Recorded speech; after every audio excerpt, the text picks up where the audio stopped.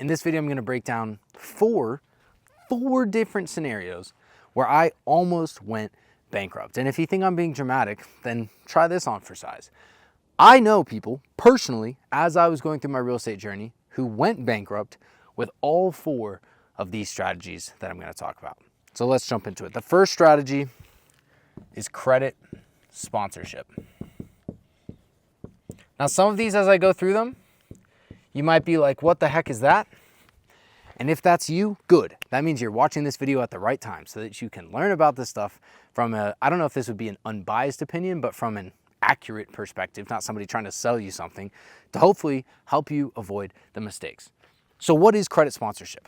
Credit sponsorship is when somebody is trying to get a loan for real estate, but they don't qualify. Now, what do you need to qualify for a loan? Well, in general, you need to show some form of income. You need to have a high enough credit score, and or the property has to perform.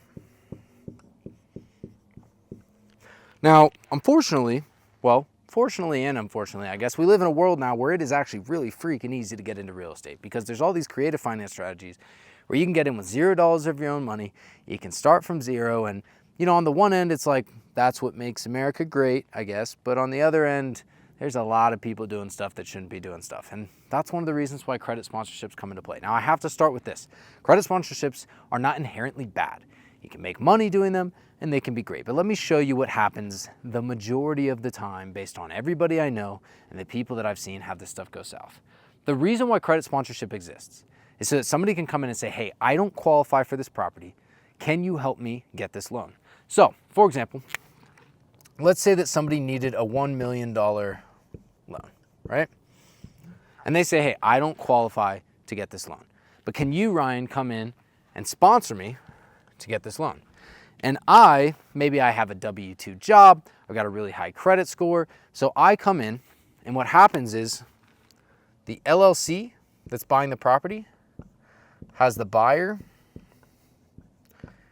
and me as a part of that LLC, right? I sponsor the loan, and then the other person typically would be in charge of managing and running the property, whatever. Everybody's happy, and they'll either give me ownership and or pay me as a part of this process, right? Maybe I'll make, 10 grand on the front end, okay? Cool. So it starts off and it's perfect. And that's what always happens. But what happens after that? Well, what you find is that turns out when buyers aren't qualified to get these loans, a lot of times it's probably because they're not qualified to buy the property, which, oh, wait a second, might be why they couldn't get the loan in the first place. Not always, but oftentimes. And so what I have seen time and time again is that these buyers will default, meaning they will suck at running the property or they'll stop even trying because have you ever heard the phrase skin in the game? That guy doesn't have any. He doesn't give a crap. And you may think, well, what kind of decent human would do that? Probably not a decent human, but a human nonetheless. And what happens is these buyers will default, they'll run the properties into the ground, and they don't really care because if the property goes into foreclosure or they go bankrupt, it doesn't have any effect on them, or it doesn't have as much of an effect on them because you are tied in as well. So what I see and what I almost got sucked into is, oh man, you can get paid 10 grand. All you got to do is sign off on this loan. It's sick. We'll write up the docs. It'll be epic. Everything will be good to go. And then when this buyer defaults, it becomes my job now to run this property. Well, what about me as somebody that's busy with the W-2 that's never done real estate? How am I supposed to do that? I've seen this literally hundreds of times. Hundreds of times. I've seen this happen where people default on these credit sponsorships and it will have you go bankrupt if you don't know what you're doing because you now have to come in and run this property as somebody with no real estate experience, no time, and all of a sudden you are on the hook. It's basically putting yourself on the hook for something that you have no control over. And when I phrase it like that, you should be thinking, well, that sounds insane. And yet so many people do it. Now, to close this one out, if somebody comes and asks you to be a credit sponsor, you better be able to run that property on your own. If you can, maybe it's a good opportunity. If you can't, move on to the next one because I promise you making $10,000 or whatever it is right now is nothing compared to the months, potential years, and all of the headaches that can come with it. That's number one. It almost sucked me in. I've seen too many people go down with that. Hopefully none of you guys watching this video. The second thing, wraps. Wraps are probably one of the dumbest real estate strategies out there. Now again, you watch this video and one of you's butt hurt and you're like, oh no, I make a bunch of money off wraps. Congratulations, this video is for everybody else. Here's what a wrap is. A wrap is when you find a property that's a $400,000 property and the payment on that property is $3,500 a month, okay? And the rents in the area, this is the payment. The rents in the area are only $2,500 a month. And so if you were to buy this property and try and rent it out, you would be making negative $1,000 a month. But then people came out with this thing called wraps, and they're like, oh yeah, but here's what you can do. If you're gonna lose a bunch of money renting it, instead, you can sell this property to someone who doesn't qualify to buy it. Now, what kind of person might that be? Probably a great human being, right? They don't qualify because maybe they don't have the work history, maybe they're an immigrant. There's a bunch of different reasons why somebody might not qualify. But because they don't qualify, they're willing to pay you more. And so they'll come in and buy this property that you bought for $400K, and they might pay you $450,000 and agree to make payments of, let's say, $4,000 a month. So now instead of getting $2,500 a month on rent, you're getting $4,000 a month on this payment because you resold the property and you make a little bit of a spread, right? So now we've all of a sudden turned this bad deal into a good deal, right? Think again. Number one, just like in point number one, if they don't qualify, a lot of times that probably means you shouldn't be selling the property to them in the first place. And even if you set everything up perfectly, you're still gonna have to deal with evictions and foreclosures and everything else that comes with that. Number two, making $500 a month before expenses is not a good return on money, ever. Please understand this, people. Making $500 a month before all of these expenses, when you still have to deal with the tenant, when you still have to deal with management, when you have to deal with them not paying, is not a good return. You can make a better return doing basically anything else. So why do people get sucked into this? Why does that happen? Because we're in this world now where people are like, oh, you can always make something a good deal, right? And so what people do, again, I've witnessed this, I've experienced this with many, many people, is they'll get properties under contract and they'll say, hey, this property sucks, but I'm just gonna wrap it. I'm gonna do a wrap. And then it's gonna all of a sudden turn into this thing and I'm gonna tell everyone, man, I'm a real estate genius. I wrap properties and make a bunch of money. And then all of a sudden it sits vacant, and then they finally find somebody to buy it after 6 months of marketing it, and that person buys it, and then after 3 months they stop paying, and then you gotta evict that person, and then you gotta find another person, and all of a sudden you're out a ton of money. Hopefully that's your own money and not money that you borrowed from somebody else. Wraps will make you go bankrupt if you try to scale this and you don't know what you're doing. And again, how do I know that? Because I've seen it with my own two eyes. Avoid wraps when you're getting started, guys. It is not a wise strategy at the get-go. If you have a ton of extra money, maybe you can test this out, but you're not even owning the property. Literally, wraps take away the top parts of real estate. The reason people buy real estate is for appreciation. Guess what you don't get when you resell the property? Appreciation. So you're banking all of that risk on a few $100s. I hope you guys can see how bad of an idea that is. That's number two. Number three, private money lending. Now again, you can say, but Ryan, there's great money to be made in private money lending. 100% there's great money to be made in private money lending. So why is this something you should avoid when you're getting started if you do not have the proper education? Because the private money lending sounds great in theory, right? You lend $100,000 and you make $12,000 a year in interest. Beautiful, fantastic, right? But who did you lend that money to? Is it a person with experience? A person that can handle having that money? A person that can handle the downsides? Well, if you've lent the money, you've convinced yourself the answer is yes. But that doesn't necessarily mean it's the reality, okay? Why? Because everybody says they need this money. Everybody says that everything is safe. And unfortunately, every day, I'm not making this up, every day I witness people lending money to other real estate investors based on something somebody else told them, based on trust, which is the dumbest thing ever, based on what they have told them themselves, based on what they've seen, based on their scale, whatever it might be, without the actual proper education. Private money lending, your money is protected by the property itself, by the asset. Please, I gotta break this down actually. You've got first position and second position private money lending. If you lend in second position, that means that there's already a loan on the property, and then you have a loan that's behind that loan.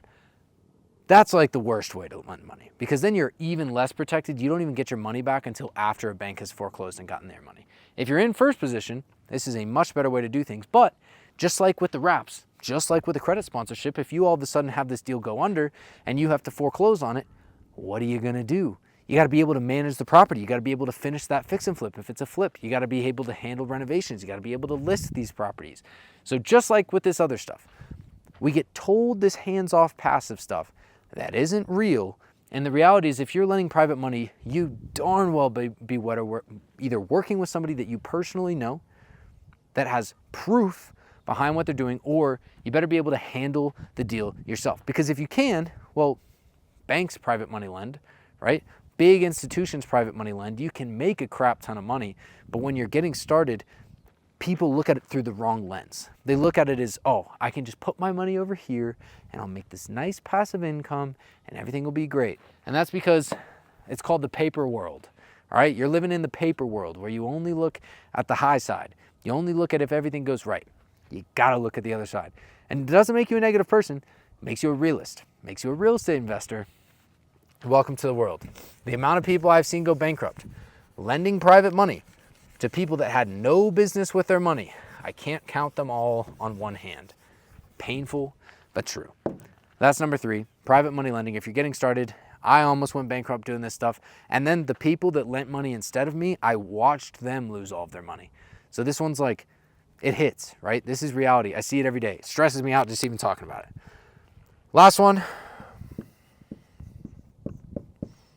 partnering early. I'm a grand offender in this, okay? Now, there's 2 different things that you can do when you're getting started in business. There's dating, and then there's partner. Not to get too nerdy, but the basics of business is that you're probably gonna go out and you're gonna open some sort of an LLC, right? And when you open that LLC, there's a couple things that you can do. The first one is that, say you meet somebody and they're like, hey, let's start a fix and flip business together. And you're like, oh my gosh, you've been my friend for forever, or you seem super legit and you're all excited, let's do this thing. And you can go the dating route, which means that you have LLC 1 and LLC 2. And this LLC gets 50% of the profit, and this LLC gets 50% of the profit, or 25, 75, or whatever you decide on, right? This is wisdom. This is why you date first. Why?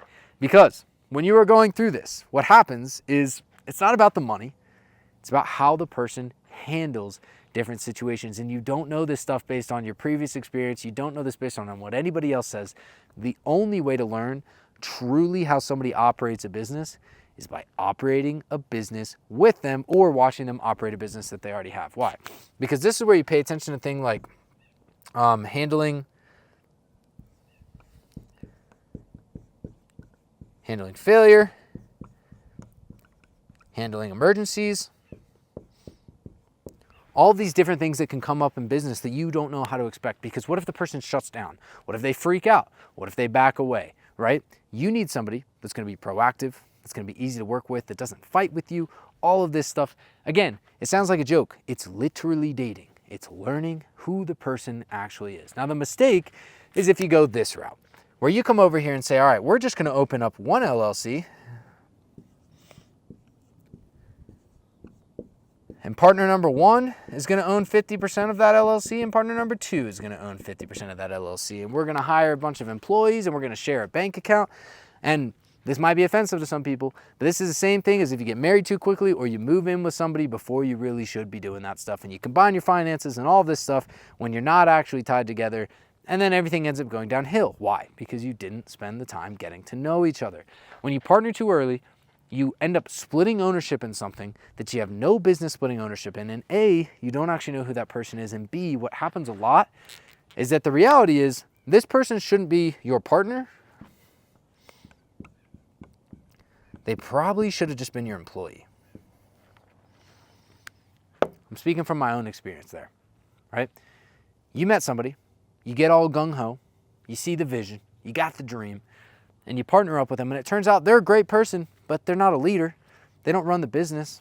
They should have just been working with you, working for you, whatever it might be. But you jumped the gun, and you got into this, and now you got bank accounts tied. You're working together, you've got employees, and breaking that whole thing down, man, does it suck. And if you have a really bad partnership, which again, all of these things, I have seen people go bankrupt through lawsuits, through the fallouts, through losing their own personal money. If you have a really bad partnership early, it can ruin your business. I have seen people have their business shut down and go back to a W-2 because of what happened with this thing. Now, these 4 things that I talk about, they are not an exhaustive list. There are so many traps in real estate that will suck you in. And the reality is, all I try to talk about here is not the right ways to do things, but just the right way to think about what you should be doing in real estate. There's no one right answer. Some people fix and flip, some people wholesale, some people buy multifamily, some people do Airbnb. I do transactional funding. I don't care what you do. Just make sure that it's something that you know will actually work, or that you have seen work through somebody that you can trust, that has the proof to back it up. Because this stuff right here, it is a quick exit if you are not educated first. Again, all of this stuff, well, I guess not the 4th one, but the other 3 can work like a charm. And even the 4th one, you can end up partnering early and it works out perfectly.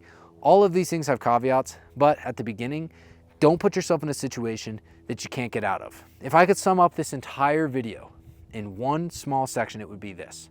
People think about the now. They think about how much money they're gonna make now. They think about the excitement they have now. And just like with dating versus a partnership versus a marriage, it's not about right now. It's about a year from now, 5 years from now, 10 years from now. And in real estate, it's a long game, but everybody gets stuck thinking about the next week or the next month. Don't be that person. Avoid these traps, find what works best for you. And I hope that at least one person has watched this video and said, I was gonna do that thing, and now I've heard the other side, not just all the phony, everything's magical, sunshine and rainbow stuff. So anyway, that's what I got for this video. I'll see you guys in the next one.